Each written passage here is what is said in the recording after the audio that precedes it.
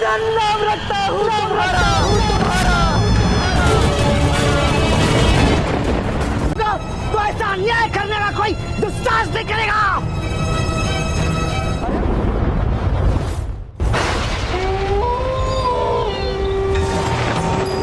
Di episode sebelumnya, anak pertama Raja Destrarastra dan Gandhari akhirnya lahir, namun kelahiran itu justru membawa kegelisahan besar di Hastinapura.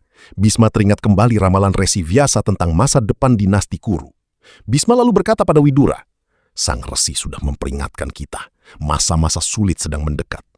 Widura menjawab dengan wajah serius, menurut kitab suci alam selalu memberi tanda sebelum bencana besar datang, sama seperti asap yang menandakan akan munculnya api. Mendengar itu Bhisma langsung terkejut dan bertanya apa maksud sebenarnya dari ucapan itu. Dengan berat hati Widura akhirnya mengungkapkan kegelisahannya. Ia berkata bahwa dirinya sedang membicarakan putra pertama Ratu Gandhari. Menurutnya, bayi itu kelak akan menjadi penyebab kehancuran dinasti Kuru bahkan seluruh dunia. Bhisma tentu tidak percaya begitu saja dan kembali bertanya apakah Widura benar-benar yakin dengan perkataannya. Namun Widura menjelaskan bahwa semua pertanda sudah terlihat jelas di hadapannya. Demi keselamatan dinasti Kuru, ia hanya melihat satu jalan yang tersisa. Bayi yang baru lahir itu harus disingkirkan.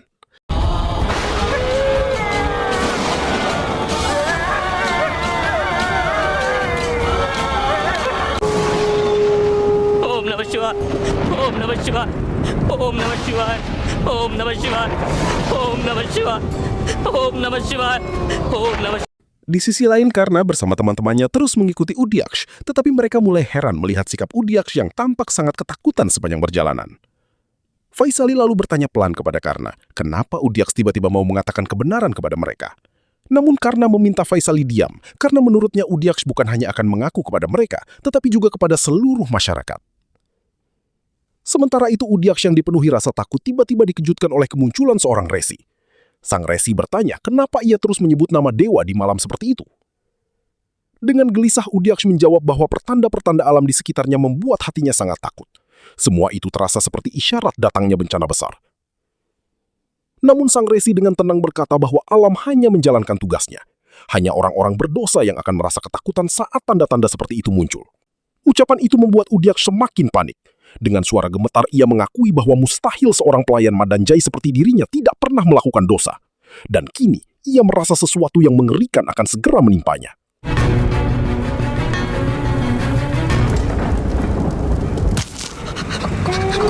Om Namah Shivaya, Om Namah Shivaya. कौन है यहाँ? Di Hastinapura, Gandhari dan Destrarastra akhirnya merasakan kebahagiaan besar setelah putra pertama mereka lahir. Dengan penuh harapan, Destrarastra ingin menggendong bayinya, namun tiba-tiba ia diliputi kecemasan. Dengan suara gemetar, ia meminta pelayan memastikan keadaan anaknya. Destrarastra bertanya apakah bayinya juga terlahir buta seperti dirinya. Namun pelayan segera menenangkan bahwa sang pangeran bisa melihat dan sedang memandang ayahnya. Mendengar itu, Destrarastra langsung dipenuhi rasa bahagia. Namun tepat saat ia hendak menggendong anaknya, Widura datang menghentikan. Widura berkata bahwa bayi yang baru lahir belum boleh disentuh sebelum dimandikan. Lalu ia meminta izin berbicara mengenai hal yang sangat penting. Di hadapan keluarga kerajaan, Widura menyampaikan kabar yang membuat suasana berubah mencekam. Dengan berat hati ia mengatakan bahwa kelahiran bayi itu membawa pertanda buruk bagi dinasti Kuru. Destrarastra langsung terkejut dan bertanya apakah Widura sedang menyuruhnya membunuh putranya sendiri. Dengan suara gemetar, Widura menjelaskan bahwa seperti tanaman merambat yang dibiarkan tumbuh di dinding hingga akhirnya merobohkannya, begitu pula anak itu yang kelak akan membawa kehancuran besar jika dibiarkan hidup. Widura berkata, pertanda alam sudah sangat jelas. Perang besar akan terjadi. Darah orang-orang tak bersalah akan tertumpah. Bahkan Hastinapura sendiri bisa hancur karenanya. Sangkuni yang mendengar itu langsung menyela dan mempertanyakan ucapan Widura. Menurutnya, suara burung hantu, serigala, dan badai adalah hal biasa di alam. Itu bukan alasan untuk membunuh seorang bayi yang baru lahir. Ia lalu menantang keputusan Hastinapura dan bertanya keadilan seperti apa yang sedang dijalankan kerajaan itu. Widura tetap bersikeras. Ia berkata bahwa dewa telah memberkati Destrarastra dengan 100 putra, sehingga jika satu anak harus dikorbankan demi keselamatan kerajaan, maka pengorbanan itu seharusnya dilakukan. Namun Sangkuni kembali membalas dengan tajam. Menurutnya, ada perbedaan besar antara mengorbankan diri di medan perang sebagai martir dan membunuh bayi yang bahkan belum berdaya. Sangkuni kemudian meminta pendapat Bhisma.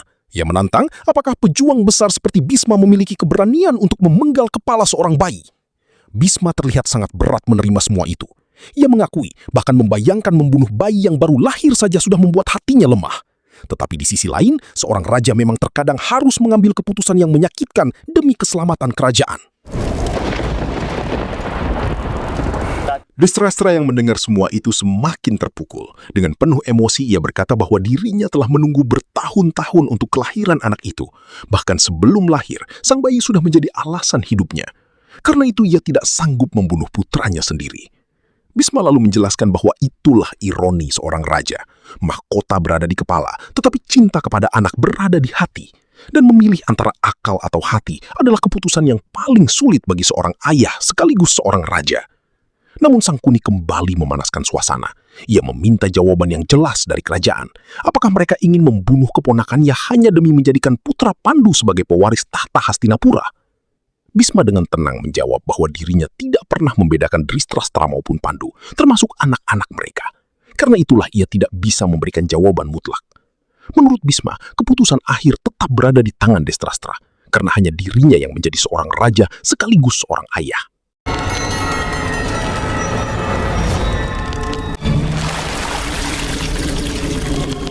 Karna dan teman-temannya akhirnya berhasil menangkap Udiaksh lalu menggantungnya di atas sumur. Faisali bersama anak-anak lainnya mencoba menakut-nakuti Udiaksh sambil berkata bahwa setelah mandi di sumur itu, ia juga harus dimandikan di sungai Gangga yang suci agar semua dosanya dibersihkan. Mereka bahkan terus menenggelamkannya berulang kali sampai Udiaksh panik ketakutan. Udiaksh yang marah berteriak bahwa mereka semua pantas dihukum dan meminta Madanjai datang menyelamatkannya.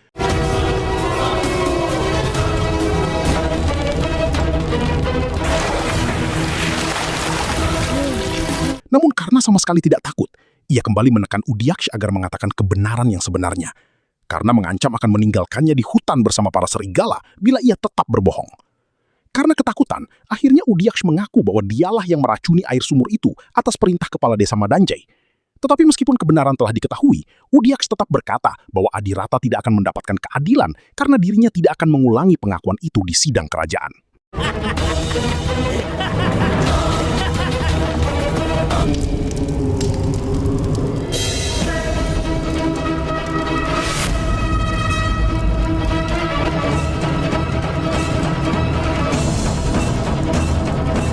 Tanpa disadari, warga yang berkumpul di sekitar tempat itu ternyata mendengar semuanya. Vibisan segera berkata bahwa kini seluruh masyarakat telah mengetahui kebenaran tersebut dan mereka semua akan pergi ke sidang kerajaan untuk bersaksi demi membersihkan nama Adirata. Satyasena kemudian menatap Udiaksha dan berkata bahwa seekor lemah madu tidak pernah takut kehilangan nyawanya saat menyerang musuhnya, bukan karena tubuhnya kuat, melainkan karena tekadnya. Karena itulah seseorang tidak boleh dinilai dari ukuran tubuhnya. Orang yang memiliki tekad untuk hidup tidak akan mudah dihancurkan, dan mereka yang memiliki tekad untuk menang tidak akan pernah benar-benar terkalahkan.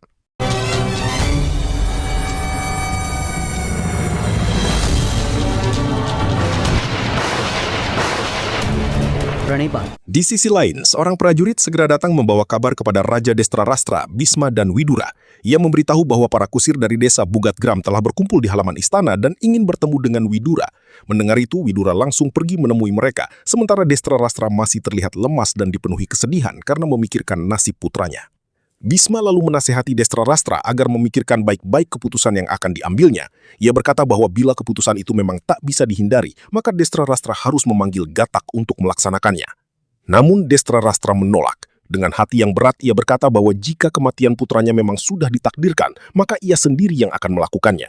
Karena menurutnya, seorang anak memiliki hak untuk mengembuskan nafas terakhir di dalam pelukan ayahnya sendiri. Maharaj! Putra!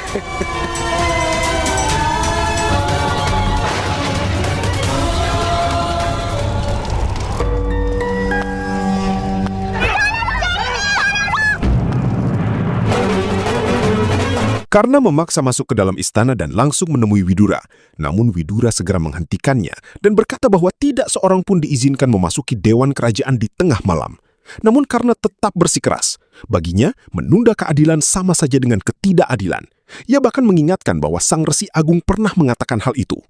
Widura kesal dan menyebut karena hanya mengulang ajaran resi seperti burung beo. Tetapi karena justru balik bertanya dengan polos namun tajam, apakah Widura sendiri sering melupakan ajaran baik seperti itu? Widura kemudian meminta Karna kembali ke perkampungan dan beristirahat karena raja akan menemuinya esok pagi. Namun Karna menolak pergi. Baginya, ayahnya sedang dipenjara dan mustahil ia bisa pulang dengan tenang. Dengan penuh keyakinan, Karna berkata bahwa hubungan ayah dan anak itu seperti busur dan anak panah. Keduanya tidak akan pernah lengkap jika terpisah satu sama lain.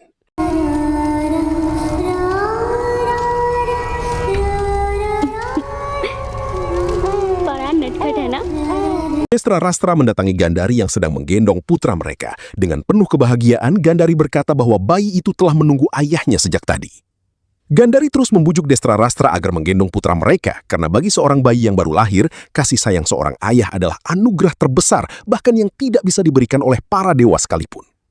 Ia juga mengatakan bahwa para pelayan menyebut bayi mereka sangat tampan seperti penjelmaan dewa Kamadewa. Namun Destra Rastra hanya terdiam. Di dalam pikirannya terus terngiang ucapan Widura tentang pertanda kehancuran besar yang akan dibawa anak itu. Widura sebelumnya mengatakan bahwa seperti pohon peepal yang tumbuh di dinding dan perlahan menghancurkannya, bayi itu juga akan membawa perang besar bagi Hastinapura. Banyak nyawa tak bersalah akan menjadi korban dan bumi akan gemetar karena pertumpahan darah. Nahi, Gandhari, nahi! Tiba-tiba Sangkuni datang dan langsung berteriak melarang Gandari mendekat. Sangkuni berkata bahwa Destra Rastra sedang terguncang dan datang ke sana untuk membunuh putranya sendiri. Gandari tentu tidak percaya. Baginya mustahil seorang ayah tega membunuh anaknya sendiri. Namun Destra Rastra justru meminta agar dirinya ditinggalkan sendirian. Gandari dan Sangkuni pun terkejut mendengar ucapan itu. Maharaj, bicar kijiye Maharaj.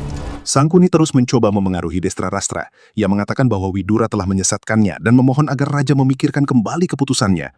Tetapi Destra Rastra malah semakin marah dan memerintahkan mereka pergi. Gandari menangis sambil memohon agar putranya diselamatkan. Sangkuni juga mengingatkan bahwa bayi itu adalah keturunan dinasti Kuru, bukan anak biasa. Namun di saat yang sama, Destra Rastra kembali teringat ucapan Bisma, bahwa dirinya bukan hanya seorang ayah, tetapi juga seorang raja yang harus mengambil keputusan terbaik demi kerajaan. Dalam kemarahan dan kebimbangan besar, Destra Rastra akhirnya memerintahkan para pelayan membawa Gandari keluar dari ruangan dan mengunci pintunya. Dengan bersujud dan menangis, Gandari terus memohon belas kasihan demi nyawa putranya. Tetapi Destra Rastra tetap memerintahkan agar Gandari diseret keluar dari ruangan itu.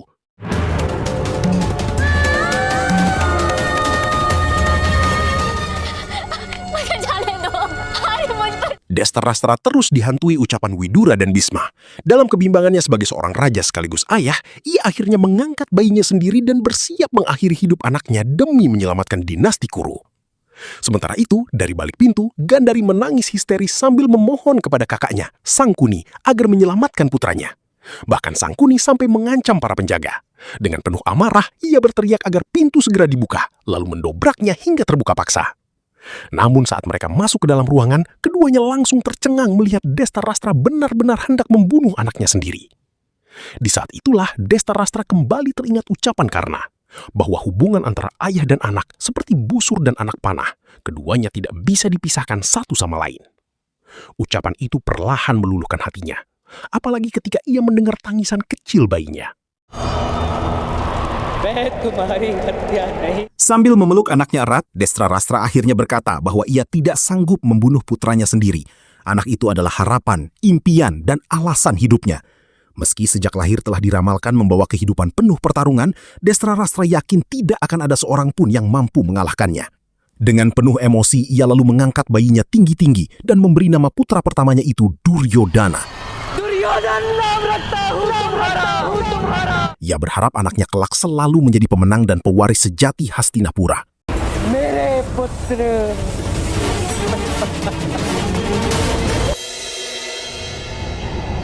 Di sisi lain, Karna sedang berdoa kepada Dewa Surya. Ia memohon agar diberi kekuatan untuk memperjuangkan martabat ayahnya yang telah dipermalukan dan dituduh tanpa bukti. Sementara itu, Udiak sudah dibawa ke tengah kerumunan warga. Semua orang bersiap membawanya ke sidang kerajaan untuk mengungkap kebenaran tentang racun di sumur desa. Namun tepat di saat itu, kepala desa Madanjai datang dengan rencana liciknya.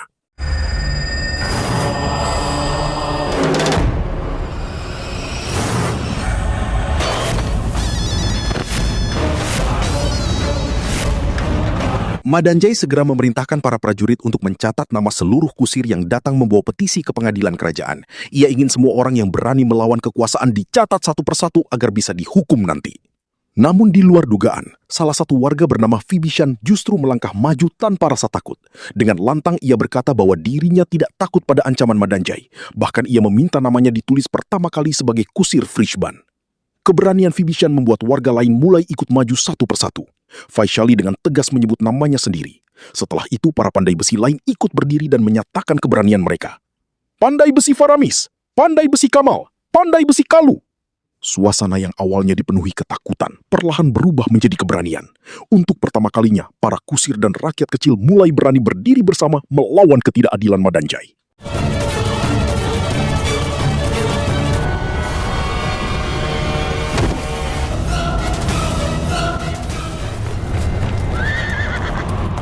Madanjai segera memainkan tipu dayanya. Ia menuduh para kusir telah membunuh Udiaks agar tidak bisa menjadi saksi di pengadilan. Para kusir langsung panik mendengar tuduhan itu. Vaishali mencoba membela diri sambil berkata bahwa mereka tidak mungkin membunuh saksi mereka sendiri. Namun, Madanjai terus menekan mereka. Ia mengatakan Raja Hastinapura sudah sangat memahami tipu muslihat seperti itu dan seluruh komunitas kusir akan dihukum atas kematian Udiaks. Karena yang marah langsung menuduh balik bahwa Madanjai lah pembunuh sebenarnya. Tetapi Madanjai hanya tersenyum mengejek. Ia menantang Karna untuk membuktikannya dan berkata tidak akan ada seorang pun yang percaya pada ucapan anak kecil seperti dirinya. सभी सूतों के नाम रही ग्राम रक्षक महोदय हम यहाँ Ancaman itu akhirnya membuat seluruh warga ketakutan. Satu persatu mereka bersujud memohon ampun kepada Madanjai. Mereka mulai menyangkal hubungan dengan Karna maupun keluarganya demi menyelamatkan diri sendiri. Bahkan para pandai besi yang sebelumnya mendukung Karna kini ikut mundur dan berkata bahwa mereka tidak ada hubungan apapun dengan keluarga Adirata. Melihat semua orang menyerah karena rasa takut, Satyasena tidak bisa menahan amarahnya. Ia berteriak kepada para kusir bahwa mereka tidak pantas mundur seperti pengecut. Menurutnya, jika seluruh komunitas berdiri bersama dalam persatuan, tidak akan ada seorang pun yang mampu menindas mereka. Namun kepala kaum kusir hanya bisa menjawab dengan putus asa. Ia berkata bahwa mereka hanyalah rakyat kecil yang tidak mampu melawan orang-orang berkuasa. Mereka memiliki keluarga yang harus dilindungi dan tidak pernah berniat memberontak terhadap kerajaan.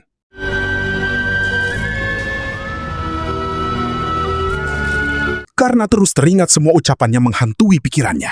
Ucapan Raja Destrarastra bahwa hukuman mati adalah satu-satunya hukuman. Ancaman Madanjai yang berkata bahwa Adirata akan dieksekusi saat fajar tiba. Suara para pandai besi yang terus menyebut ayahnya sebagai pembunuh. Tangisan wanita yang kehilangan putrinya dan bersumpah tidak akan pernah memaafkan Adirata. Teriakan para kusir yang menyebut ayahnya sebagai aib bagi komunitas mereka. Ucapan Widura yang memperingatkan bahwa jika Karna menuntut hak, maka ayahnya pasti akan dihukum mati. Dan kata-kata Bhisma yang masih terngiang jelas di telinganya bahwa ia harus membawa pelaku sebenarnya sebelum pagi datang.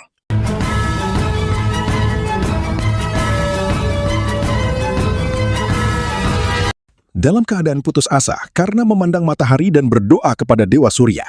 Ia bertanya mengapa cahaya sang dewa justru mendorongnya masuk ke dalam kegelapan.